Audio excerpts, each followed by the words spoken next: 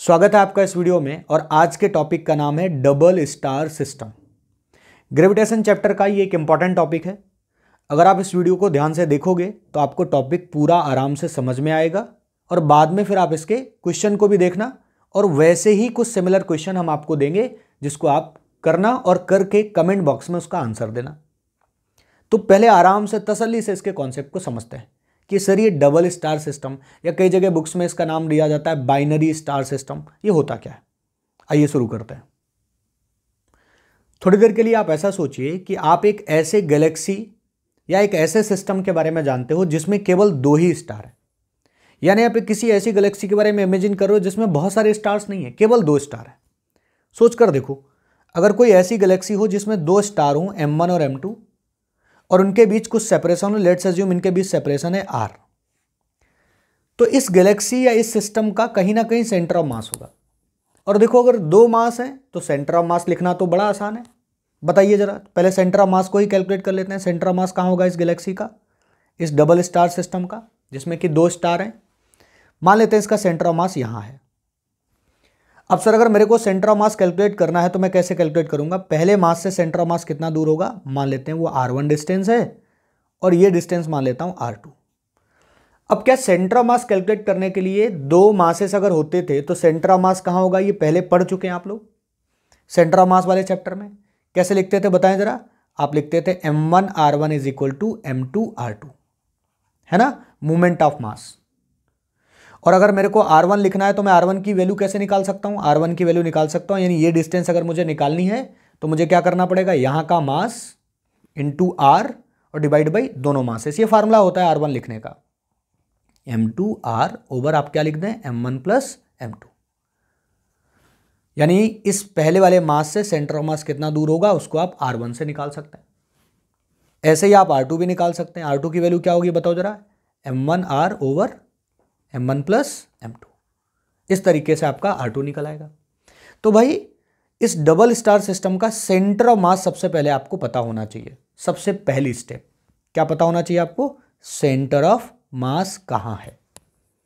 इस पहली स्टेप को ध्यान रखना है। अब सर हमने सेंटर ऑफ मास निकाल लिया, जान गए सेंटर ऑफ मास कहां है। जैसे मान लीजिए हम क्वेश्चन के तौर पे आपको यहां पर दे दें, ये बोल दें 4m है और ये बोल दें m है और इसके बीच का सेपरेशन R है। चलिए बताइए सेंटर ऑफ मास कहाँ होगा। Let's assume centre of mass यहाँ है कहीं। निकाल सकते हैं सेंटर ऑफ मास? बोलिए, बिल्कुल निकाल सकते हैं। सेंटर ऑफ मास वाले चैप्टर में ये पढ़ा था। तो सबसे पहले स्टेप में आप डबल स्टार सिस्टम का क्या पता करें, सेंटर ऑफ मास। ठीक है। अब देखिए ये जो डबल स्टार सिस्टम है ये क्या करेगा, गैलेक्सी आपने देखा गैलेक्सीज में सारे मास क्या करते हैं, मूव करते हैं। तो भाई ये डबल स्टार सिस्टम भी मूव करेगा। अब डबल स्टार सिस्टम किसके अबाउट मूव करेगा बताइए जरा, किसके अबाउट इसको मूव करना चाहिए? तो ये डबल स्टार सिस्टम अपने सेंटर ऑफ मास के अबाउट मूव करता है।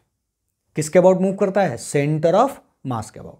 यानी ध्यान रखना है कि डबल स्टार सिस्टम में सबसे पहले पता करना है सेंटर ऑफ मास और फिर ये डबल स्टार सिस्टम किसके अबाउट मूव करेगा, सेंटर ऑफ मास के अबाउट मूव करेगा।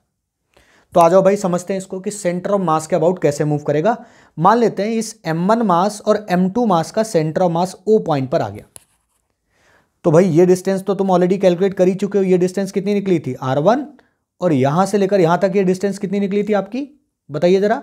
दूसरे मास की डिस्टेंस ये कितनी कैलकुलेट की थी, ये डिस्टेंस हमने कैलकुलेट की थी सर R2। यानी पहला वाला मास R1 रेडियस लेकर घूमेगा और दूसरा वाला मास R2 रेडियस लेकर घूमेगा। लेकिन एक बात का ध्यान रखना है कि सेंटर ऑफ मास अपनी लोकेशन चेंज नहीं करेगा। क्यों सर, क्यों सेंटर ऑफ मास क्यों नहीं चेंज करेगा अपनी लोकेशन?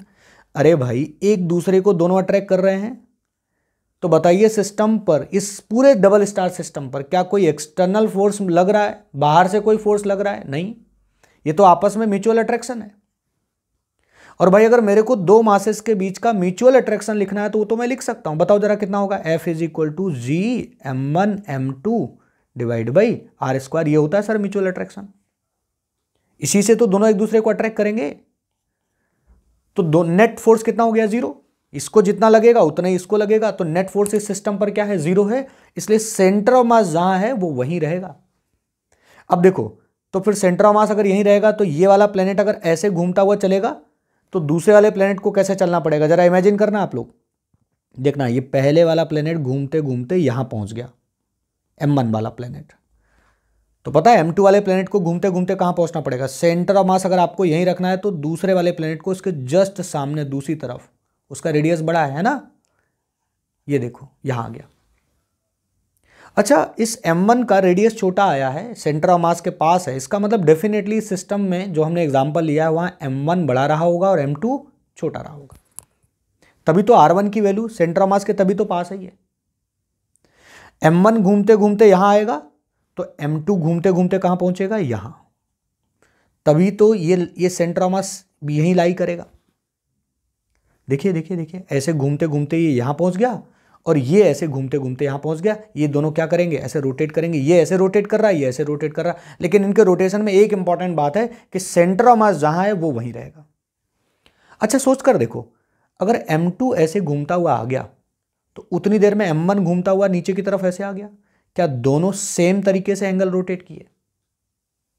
यानी जितना M1 एंगल रोटेट किया उतना ही M2 एंगल रोटेट किया। इसका मतलब एक अनदर इंपॉर्टेंट पॉइंट हमें पता चला कि दोनों ही मासेस का जो ओमेगा है, एंगुलर स्पीड जो है वो कैसी होती है? सेम होती है। अरे भाई तभी तो सेम टाइम पे सेम एंगल रोटेट करेंगे। यानी ये अगर यहां से 30 डिग्री रोटेट कर गया तो इस वाले मास को भी यहां से कितना रोटेट करना पड़ेगा? 30 डिग्री। अरे तभी तो एक लाइन पर लाई करेंगे, तभी तो सेंटर ऑफ मास वहीं रहेगा। सेम टाइम पर सेम एंगल रोटेट करना पड़ेगा। इसका मतलब डबल स्टार सिस्टम में दोनों के ओमेगा कैसे होते हैं? सेम होते हैं। सो ω1 इज इक्वल टू ω2 और इसको आप ओमेगा लिख लीजिए जब सेम ही है एंगुलर स्पीड। ठीक है। अच्छा, ये जो आपस में ऐसे घूम रहे हैं, रोटेट कर रहे हैं, तो कोई भी पार्टिकल अगर सर्कल में घूमता है तो उसको चाहिए होता है सेंट्रीपिटल फोर्स। बिना सेंट्रीपिटल फोर्स के पार्टिकल सर्कल में रोटेट नहीं कर सकता। सेंट्रीपिटल फोर्स तो कहीं ना कहीं से चाहिए। सोचकर देखो, ये M1 मास क्यों घूम रहा है? इसको कोई ना कोई तो अट्रैक्ट कर रहा है। M2 मास देखो अपनी तरफ अट्रैक्ट कर रहा है और M2 को M1 अपनी तरफ अट्रैक्ट कर रहा है। यानी इन दोनों मासेस को जो सेंट्रीपिटल फोर्स चाहिए, जो कि सेंटर की तरफ लग रहा है, वो मिलेगा इनके म्यूचुअल अट्रैक्शन से। आपस के अट्रैक्शन से ही क्या मिल जाएगा? Centripetal force. चला 1 वाले के लिए कैलकुलेशन करते हैं। फॉर 1 आ जाओ जरा कैलकुलेशन करते हैं। 1 वाले का रेडियस कितना है देखिए जरा, केवल 1 वाले पर ध्यान दें आप। जो 1 वाला मास है उसका यहां पर मास हम लिख देते हैं M1 और उसका सेंटर यहां है और ये डिस्टेंस कितनी है? R1। इसका सेंट्रीपिटल फोर्स का फार्मूला बताइए जरा क्या होता है? M1 mv²/r होता है ना सेंट्रीपिटल फोर्स का फार्मूला। उसको ओमेगा के टर्म में भी आप लिख सकते हो, mr ओमेगा स्क्वायर। तो क्या बन जाएगा? M1r1 omega square. और ये सेंट्रीपिटल फोर्स मिलने वाला है इन दोनों के आपस के म्यूचुअल अट्रैक्शन से। अगर इनके बीच r सेपरेशन है तो बताओ जरा म्यूचुअल अट्रैक्शन कितना होगा? Gm1m2 divide by r²। ये होगा म्यूचुअल अट्रैक्शन। ठीक है। इसको सेंट्रीपिटल म्यूचुअल अट्रैक्शन से मिल रहा है, इसको भी सेंट्रीपिटल म्यूचुअल अट्रैक्शन से मिल रहा है। तो मैं अभी केवल 1 वाले के लिए कैलकुलेशन कर रहा हूं। अब थोड़ा ध्यान दीजिए जरा, देखिए क्या बन गया। M1 से M1 को खत्म कर दीजिए। ओमेगा का फार्मूला क्या बन गया? √, बताइए जरा क्या बन गया? Gm2 और नीचे क्या आ गया देखो जरा? r²। और भी कुछ बचा और नीचे क्या आया? और नीचे आ गया अपने पास R1। ठीक है। अच्छा, ये R1 की वैल्यू आप रख सकते हो। R1 आप ऑलरेडी कैलकुलेट कर चुके हो। एक बार बताना जरा R1 की वैल्यू कितनी कैलकुलेट की थी आपने? M2r/M1 + M2। ये वैल्यू यहां पर रख दो जरा, बताओ क्या बनेगा? सर अगर हम इसमें वैल्यू रख दें किसकी? R1 की, तो ओमेगा की वैल्यू क्या बन जाएगी? ओमेगा इज इक्वल टू बनेगा √Gm2 और R1 की वैल्यू रखिए r² और यहां पर R1 की वैल्यू कितनी आएगी? M2r ओवर नीचे कितना आया बताएं जरा? M1 + M2। यही तो आया भाई। यहां देखिए जरा क्या कट रहा है? M2 से M2 को कट कर दीजिए, एक r और एक r³ बन गया। तो फाइनली अपने पास जो फार्मूला बना वो क्या बना? Omega is equal to √, formula जो बना G, M1 M2 ऊपर चले जाएंगे, M1 + M2 है ना भाई, और डिवाइड बाई नीचे क्या बन गया अपने पास? r³। ये एक इंपॉर्टेंट फार्मूला है जो आपको याद रखना है। क्या दोनों ही पार्टिकल के ओमेगा सेम ही है? हाँ सर।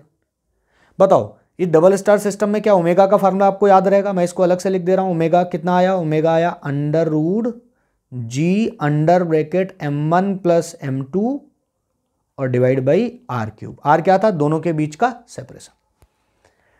अब भाई साहब अगर मैं तुमसे टाइम पीरियड पूछूं, टाइम पीरियड भी सेम होंगे क्योंकि ओमेगा सेम है।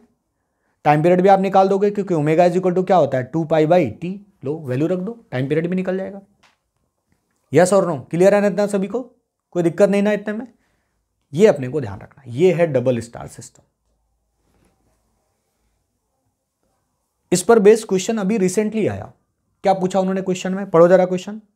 2 स्टार्स मासेस, एक का मास m ले लिया, एक का मास 2m ले लिया। कितने डिस्टेंस पर है d, rotates about their common centre of mass in free space. अगर ना भी कहता तब भी अपन को यही करना पड़ता है ना। पीरियड ऑफ रेवोल्यूशन अपने को निकालना है, यानी टाइम पीरियड निकालना है। बोलो निकाल लोगे क्या? दो मासेस हैं, एक का मास है m और एक का मास कितना है 2m, बीच का सेपरेशन कितना है भाई d।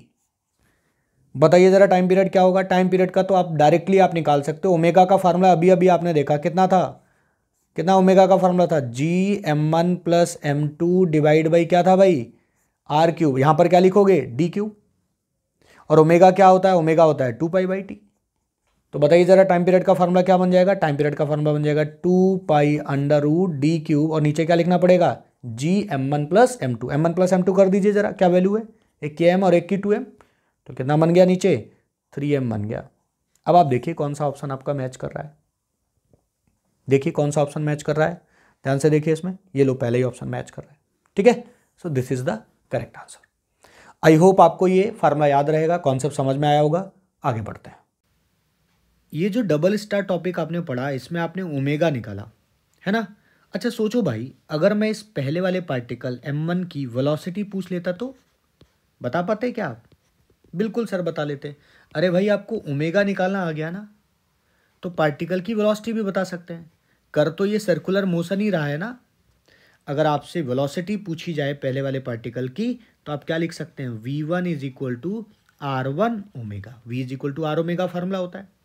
क्या सर r1 हमें पता है? हाँ सर r1 तो ऑलरेडी हम कैलकुलेट कर चुके हैं पुराने में, है ना। r1 की वैल्यू तो हमें पता ही है। ओमेगा हम यहाँ पर निकाल चुके हैं, हम v1 निकाल सकते हैं। क्या हम v2 भी कैलकुलेट कर सकते हैं? बिल्कुल सर, v2 = क्या होगा r2 × ओमेगा। कुछ भी पूछ सकता है क्वेश्चन आपसे, इसकी काइनेटिक एनर्जी पूछ सकता है, इसका एंगुलर मोमेंटम पूछ सकता है ना। ये कुछ भी पूछा जा सकता है। तो ये बेसिक फंडामेंटल अगर आपके क्लियर हैं तो आप इस तरीके के क्वेश्चन को जरूर हैंडल कर लेंगे। तो अगर बातें आपने ध्यान से सुनी हैं तो आप इस क्वेश्चन का जवाब दीजिए कमेंट बॉक्स में। क्वेश्चन को पहले ध्यान से पढ़िए, फिर ये आपके सामने सारे ऑप्शंस हैं, इनको ध्यान से देखिए। आराम से वीडियो रोक लीजिए और देखिए इसको, सोचिए ज़रा क्या क्वेश्चन कह रहा है। मैं नहीं पढ़ूंगा, आप ही पढ़ेंगे, पढ़िए ध्यान से, ठीक है। पढ़ लिया? अब फटाफट अगर जो भी सही आंसर आपको लग रहा हो कमेंट बॉक्स में दो आंसर। चलिए जाइए ज़रा कमेंट बॉक्स में आंसर दीजिए। Thank you for watching, thank you very much.